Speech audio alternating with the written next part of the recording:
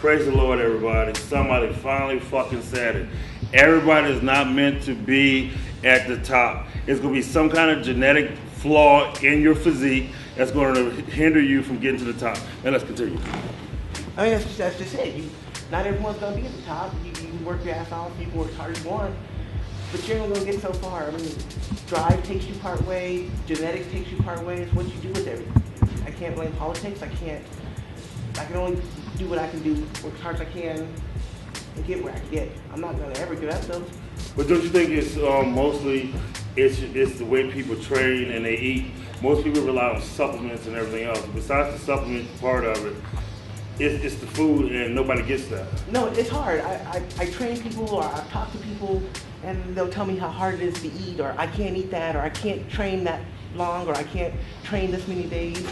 Well, then maybe you don't want to be where you say you want to be, because your actions have to match your words. So if I say I want to be an Olympian, then I have to do what it takes. I have to eat as much as it takes to eat. I have to train as long as it takes. I have to get out of bed. If I gotta miss sleep, I gotta do what I gotta do. There's no excuses. You can't say the food is the problem, or there's no excuses. Your words have to match your actions. And you mostly, I mean, I like how you explained it. I just add a little bit to it. It's the commitment part of it. Nobody likes to be committed to nothing. They want the fast and quick way to do something, even with headaches. I mean, if you drink water, lay down, maybe your headache go away. But as soon as people get a headache, they want to run to a pill or do something. No one wants to be uncomfortable, is the thing. Once something is uncomfortable, then they don't want to do it anymore. Some people, not everyone, but most people, when something gets uncomfortable, if the weights get too heavy, if the diet gets too hard, if the cardio gets too long, they get uncomfortable, then they want to quit. You know what I'm saying? But you would sit there and say, I would sit there and say that's 99% of the people. And you might would disagree with me, but I will say that it's 99% of the people, because even myself, until I actually visualized myself walking across that stage and been up there, I did the same thing. I paid people and I sabotaged my own self. Well, yeah, but I wouldn't say 99% of people, because some people just haven't found their motivation, that thing that clicks in their head. You had to visualize yourself walking across stage. Some people just haven't found that thing that makes it their goal, that makes it whatever they're willing to fight for. So I won't say it's 99% of the people, because some of those people just need that thing that clicks it for them, that moment of clarity. That's, I want this more than anything. And it doesn't mean just because they failed or gave up 2, 10, 80 times, doesn't mean on 81 that they're going to find that thing that's like, I'm doing this.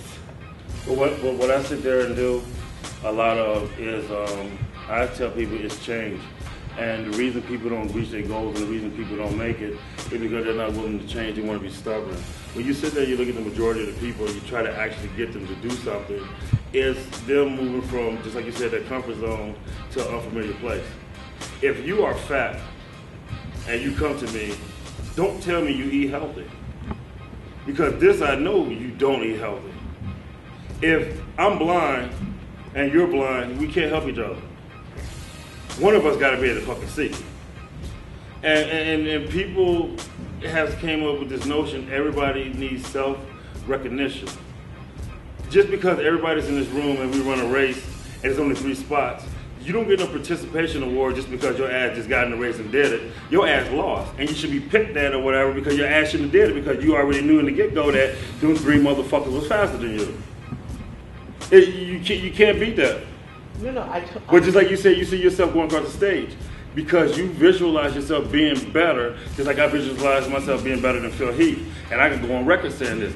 Everybody else been at their best. I've been at my worst and still beat people. Nobody see me at my best.